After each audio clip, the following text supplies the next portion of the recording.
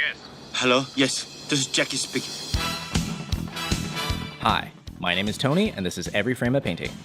Some filmmakers can do action, others can do comedy, but for 40 years, the master of combining them has been Jackie Chan. These days, there's a lot of movies that combine funny scenes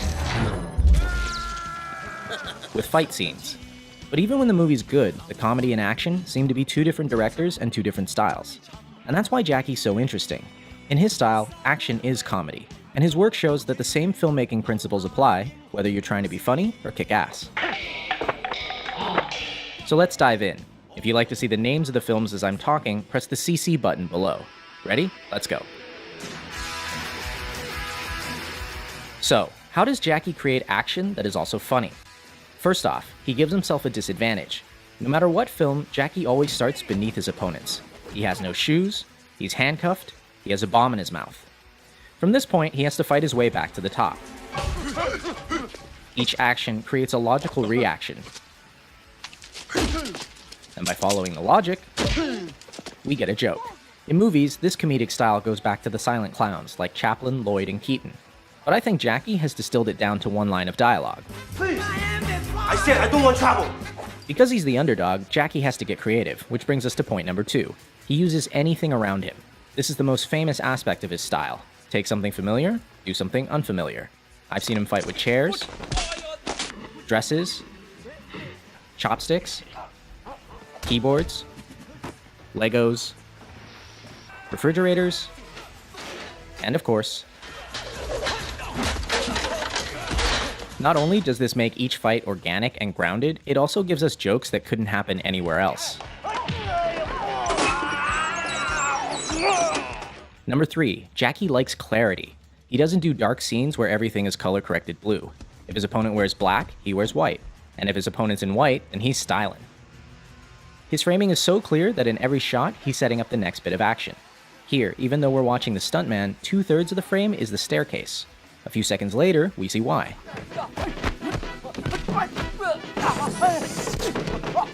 He keeps things clear by rarely using handheld or dolly moves. Like an American movie, you can see there's a lot of movement. When the camera angle movement, that means the actor, they don't know how to fight.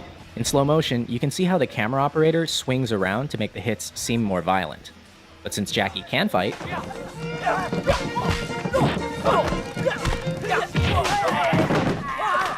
I never move my camera. Always steady, wide angle. Let him see I jumping down, I do the flip, I do the fall. When you shoot this way, everything looks more impressive because action and reaction are in the same frame. Notice how you can always see Jackie, the car, and the wall at the same time. But a similar stunt from Rush Hour 3 never includes all of the elements in the same shot, and it doesn't work. The same principle applies to comedy. This shot, directed by Sammo Hung, shows us the punch, the bad guy's face, and Jackie's face all in one. Now check out the same gag in Shanghai Noon. Here, action and reaction are separate shots. It kinda works, but not nearly as well. Why don't more directors do this? Because of number 5. They don't have enough time. Jackie is a perfectionist, willing to do as many takes as necessary to get it right. And in Hong Kong, he's supported by the studio, which gives him months to shoot a fight. And the most difficult thing is when I throw the fan and coming back, more than 120 tick. Those kind of scenes, oh, Jackie, good. It's not good. You can do it. Except, do you have the patience or not? When I rewatch his work, these little things are the ones I'm most impressed by. He doesn't need to do them and they eat into his budget, but he still does them because he wants to. And it's that going above and beyond that I respect and admire. But in America, they don't allow you to do that, because the money just poof, poof, poof, poof. And his American work is missing something else. And there's a rhythm also into the way that the shots are performed and also the way they're edited.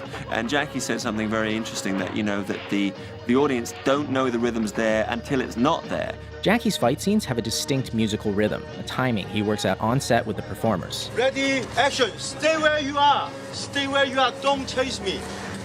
Boom, boom. Then, boom, see? Everybody looks good. Even experienced martial artists have trouble with it. In his earliest films, you see him learning the timing from Yuan Heping, and it's very much like Chinese opera. But by the mid-80s, working with his own stunt team,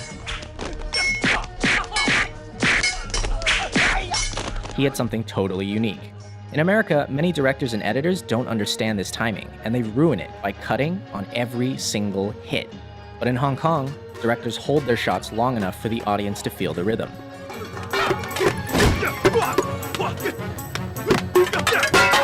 The most important part is editing. And most of the directors, they don't know how to editing. Even the stunt coordinator, they don't know how to editing. Hong Kong directors like Jackie and Sammo cut a particular way.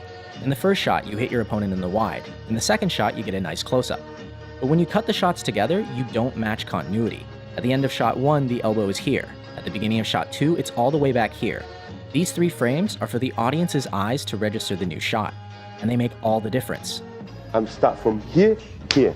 But 2 shots combined, this is zone. That's power. In other words, show it twice, and the audience's mind will make it one hit that's stronger. By contrast, modern American editing doesn't show the hit at all. At the end of shot 1, the leg is here. At the beginning of shot 2, it's in the same place, going backwards. But because they cut at the exact frame of the hit,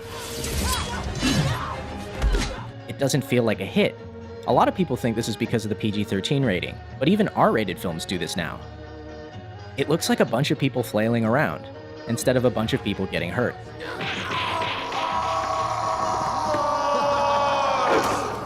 Ouch. Which brings us to number 8, pain. Unlike a lot of action stars who try to look invincible, Jackie gets hurt. A lot. Half the fun of his work is that not only are the stunts impressive,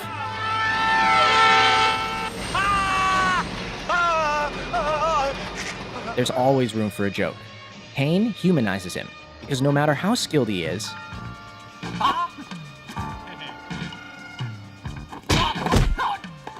he still gets smacked in the face. In fact, Jackie's face may actually be his greatest asset. Many times the look he gives is all it takes to sell a joke, like when he does an entire fight holding a chicken. Or dressed as Chun-Li. And last, Jackie's style always ends with a real payoff for the audience. By fighting his way from the bottom, he earns the right to a spectacular finish.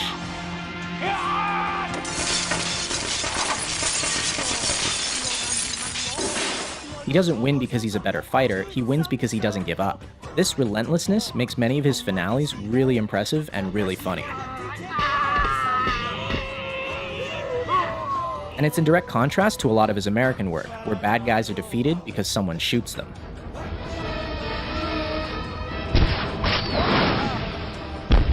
Come on! But most of all, I think Jackie's style proves something. Action and comedy aren't that different. In both genres, we want to see our best performers. And I think a lot of modern action directors are failing completely. These actors are skilled artists, some of the best in the world. Why are the directors so unskilled? Why am I paying money to not see the action? Whatever you do the best you can, because the film live forever. No, because you know that they're raining and the actor don't have time. I said, would you go to every theater to tell the audience? No, the audience see on the theater, good movie, bad movie, that's all. Exactly. This work will last. And on that note, I leave you with the greatest death scene in film history.